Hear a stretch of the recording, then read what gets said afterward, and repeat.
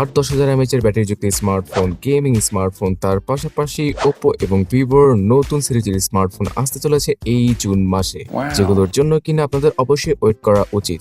ঠিক আছে। তবে আবার এমনটা ভাববেন না যে কম দামে সেরা স্মার্টফোন আসবে, সেটা একমাত্র অতীত। সো ফার্স্ট অফ অল শুরু করছি ভিভোকে দিয়ে। ভিভোর T5 লাইট স্মার্টফোনটা 17 থেকে 20,000 রুপির আশেপাশে চলে আসবে এবং এই প্রাইস পয়েন্টে এটা আমাদেরকে ডাইমেনসিটি 6400 অফার করবে, 6500 এমএএইচ ব্যাটারি অফার করবে, তার পাশাপাশি 50 মেগাপিক্সেলের বেসিক ক্যামেরা এবং 6.67 ইঞ্চি সাইজের একটি আগলি নটযুক্ত স্মার্টফোন হবে এটা। সো বুঝতেই পারছেন প্রাইস কতটা বেশি, কিন্তু ফিচার একদমই কম। সো বাংলাদেশের মার্কেটে 25,000 টাকার আশেপাশে আনঅফিসিয়াল ভাবে ভিভোর T5 লাইট অথবা iQOOর Z11 লাইটকে আমরা পেয়ে যাব, বাট এটা থেকে বেটার স্মার্টফোন হবে iQOOর Z11, বিকজ এই ডিভাইসটা স্ন্যাপড্রাগন 7s Gen 4 9020 mAh এর হিউজ ব্যাটারি এবং 144 হার্জের 6.83 ইঞ্চি সাইজের ডিসপ্লে নিয়ে হাজির হয়ে যাবে। তো এটা আমরা বাংলাদেশে 35,000 টাকার আশেপাশে পেতে চলেছি। ইন্ডিয়ান মার্কেটে 26 থেকে 30,000 রুপিতেই বিভিন্ন ভেরিয়েন্ট অনুযায়ী এটা পাওয়া যাবে। তবে একদম মনস্টার লেভেলের স্মার্টফোন হবে iQOO 15T, বিকজ এই ডিভাইসটা ফ্ল্যাগশিপ কিলার স্মার্টফোন হিসেবে মার্কেটে আসবে, তবে আগের মতো কম দামে পাওয়া যাবে না। সো স্পেসিফিকেশন বলার আগে প্রাইসটা মেনশন করে দেই। আশা করা যাচ্ছে 45 থেকে 50,000 রুপিতে ইন্ডিয়াতে পাওয়া যাবে এটা, এবং 65,000 টাকার আশেপাশে বাংলাদেশে আমরা পেতে পারি। সো এই ডিভাইসটা অনার 600 প্রো সহ স্যামসাং এর FE সিরিজের স্মার্টফোনগুলোকে কমপ্লিট করবে, বিকজ এখানে ডাইমেনসিটি 9500 এর মতো ফ্ল্যাগশিপ চিপসেট রয়েছে, 2K রেজলিউশনের মাখনের মতো ডিসপ্লে পাওয়া যাবে, আর 200 মেগাপিক্সেলের ক্যামেরা সেটআপটাও পাওয়া যাবে। সো যাদের প্রাইস কিনা ওই লেভেলের এবং একটা গেমিং স্মার্টফোন চাইছিলেন অল্প টাকায়, মানে টাকা তো আর অল্প নয়, 65,000 টাকা অনেক, তো সেই প্রাইস পয়েন্টে iQOOর এই ডিভাইসটা বেটার হতে পারে। অলরাইট, এবার Xiaomi সম্পর্কে জানা যাক। Xiaomiর বাজেট তো বলবো না, মিড বাজেট ক্যাটাগরির Poco M8 প্লাসটা আসতে চলেছে। মিড বাজেট এই জন্যই বললাম যে এই ডিভাইসটা 25,000 টাকার আশেপাশে কিনতে হবে আমাদের, এবং এই প্রাইস পয়েন্টে Poco আমাদেরকে 8000 mAh এর হিউজ ব্যাটারি, স্ন্যাপড্রাগন 4 Gen 5 এবং 6.79 ইঞ্চি অথবা 8 ইঞ্চি সাইজের IPS LCD প্যানেলের ডিসপ্লে অফার করবে। তো এখন হয়তো অনেকে হাহা দিবেন যে স্ন্যাপড্রাগন 4 Gen 5 এটা আবার কেমন চিপসেট, তাও আবার 25,000 টাকায়? ভাই, এটা 4 ন্যানোমিটার নটে তৈরি করা একটা ভালোই চিপসেট আমি বলবো, এবং এটাকে আপনারা স্ন্যাপড্রাগন 6 Gen 3 অথবা 1 এর সাথে কম্পেয়ার করতে পারেন।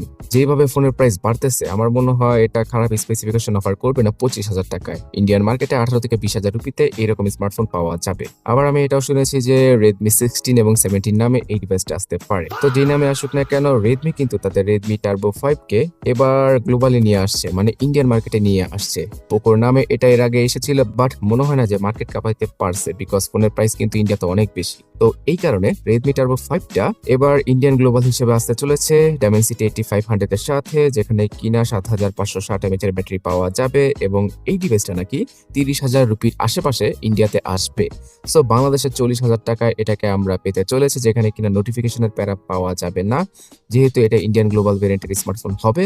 আর আনঅফিসিয়াল ভাবেও মনে হয় 35 থেকে 38,000 টাকা এটার চাইনিজ ভেরিয়েন্টটা পাওয়া যায়। তো যাদের কিনা চাইনিজ ভেরিয়েন্টে অ্যালার্জি, তারা এই ইন্ডিয়ান গ্লোবালটাও দেখতে পারবেন এই জুন মাসে। তবে ফ্ল্যাগশিপ লেভেলের Xiaomi 17T এর কথা হয়তো শুনেছেন। তো এখানে দুইটা স্মার্টফোন 17T এবং T Pro, এই দুটা ফোন চলে আসবে গ্লোবাল মার্কেটে। ইন্ডিয়ান মার্কেটেও আসবে এই জুন মাসের 4 তারিখে। আশা করা যাচ্ছে বাংলাদেশের 7 থেকে 80,000 টাকায় এই দুইটা ডিভাইসকে আমরা পেয়ে যাব। এর মধ্যে একটা ডিভাইস একটু কম্প্যাক্ট আকৃতির হবে, আর একটা একটু বড়সড় হবে, যেখানে কিনা ডাইমেনসিটি 8500 এর মতো চিপসেট রয়েছে এটার নরমাল ভেরিয়েন্টে, মানে 17T তে। আর T Pro তে পাওয়া যাবে 9500 চিপসেটটা ডাইমেনসিটি, যেটা কিনা অনেক পাওয়ারফুল ভাই, স্ন্যাপড্রাগনের ফ্ল্যাগশিপ চিপসেটের মতোই পাওয়ারফুল। সো এই দুইটা চিপসেটের সাথে আনার কারণে একটু কম প্রাইসে ফ্ল্যাগশিপ লেভেলের ভাইব দিতে পারবে Xiaomi। আর এই দুইটা ডিভাইস 5-6 বছরের OS আপডেটও নাকি পাবে, ভালোই ব্যাপার। বাট Xiaomiর এই ফ্ল্যাগশিপ লেভেলের ফোন কেউ পাত্তা দেয় না ভাই। দেখা যাবে 2 বছর পরে, হ্যাঁ ঠিক 2 বছর পরে এটা 30,000 টাকা পাওয়া যাবে, আর যদি কন্ডিশন ভালো না হয় তাহলে 25,000 টাকাও Xiaomi 17T এর মতো স্মার্টফোন আপনারা পেয়ে যাবেন, যেমনটা কিনা বর্তমানে Xiaomi 13 সিরিজের স্মার্টফোনগুলো পাওয়া যায় বর্তমানে বাংলাদেশের আনঅফিসিয়াল অথবা সেকেন্ড হ্যান্ড মার্কেটে। একটু খোঁজ নিয়ে দেখতে পারেন। তবে আমি সেই ফোনগুলোকে, মানে 2 বছর 2.5 বছর আগের Xiaomi ফ্ল্যাগশিপ ফোনগুলোকে অর্ধেক টাকায় কিনতে মানাই করব, বিকজ বিভিন্ন কন্ডিশন অনুযায়ী এখানে ঘাবলা টাবলা থাকে।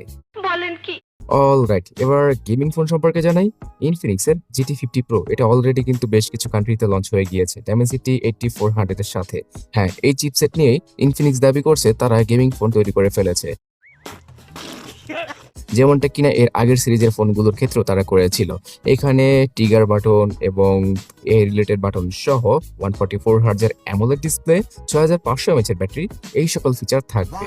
ইন্ডিয়াতে 30,000 রুপি, বাংলাদেশে 40,000 টাকার আশেপাশে এটাকে অফিসিয়াল আনঅফিসিয়াল মিলিয়ে আমরা পেয়ে যেতে পারি।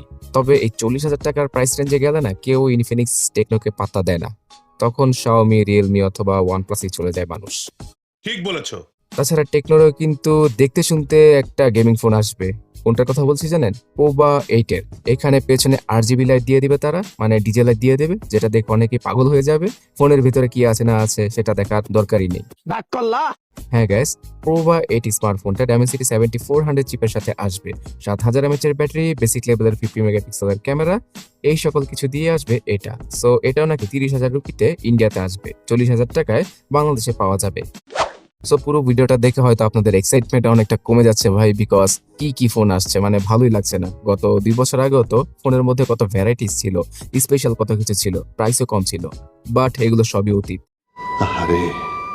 সর্বশেষে স্যামসাং, নাথিং এবং ওপ্পো, ওয়ানপ্লাস সম্পর্কে জানাচ্ছি। স্যামসাং এর A47, আমি বন্দুকের কথা বলছি না, ডিভাইসের নাম A47 অথবা F70 Pro নামে একটা নতুন ডিভাইস আসবে, যেখানে কিনা পাঞ্চল কাটআউটের অ্যামোলেড ডিসপ্লে, একটু মোটা বেজেল যুক্ত, তার সাথে এক্সিনোস নয় স্ন্যাপড্রাগন 6 সিরিজের প্রসেসর ইউজ করবে স্যামসাং।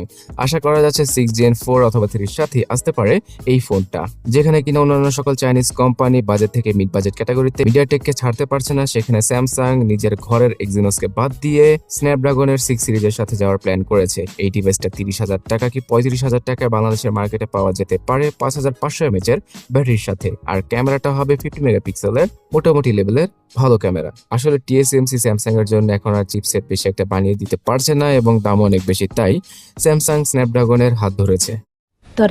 দিকে নাথিং এর CMF ফোন 3 Proটাও এই চিপ শর্টেজের কারণে অনেক লেট করে আসছে। জুন অথবা জুলাই মাসে স্ন্যাপড্রাগন 7S Gen 4 দিয়ে চলে আসবে এই ডিভাইসটা, যেখানে কিনা 50 মেগাপিক্সেলের টেলিফটো ক্যামেরা যুক্ত, পেছনে একটা ভালো ক্যামেরা লাইনআপ থাকবে এবং 5500 mAh এর ব্যাটারি টেনে পাওয়া যেতে পারে এখানে। এবং এটা ডিজাইনটা এখনো রিভিল করা না হলেও আশা করা যাচ্ছে CMF ফোন 2 Proর মতোই ডিজাইন হবে এটার, কিন্তু প্রাইসিং এর দিক দিয়ে 25 থেকে 30,000 রুপির মতো দাম রাখতে পারে নাথিং। বাংলাদেশের মার্কেটে 35,000 টাকা চলে যেতে পারে এটার প্রাইস, তবে 30,000 টাকা হলে মন্দ হবে না, কি বলেন? যদিও কিনা CMF ফোন 2 Proটা এখন 28 থেকে 30,000 টাকা দিয়েই কেনা লাগে।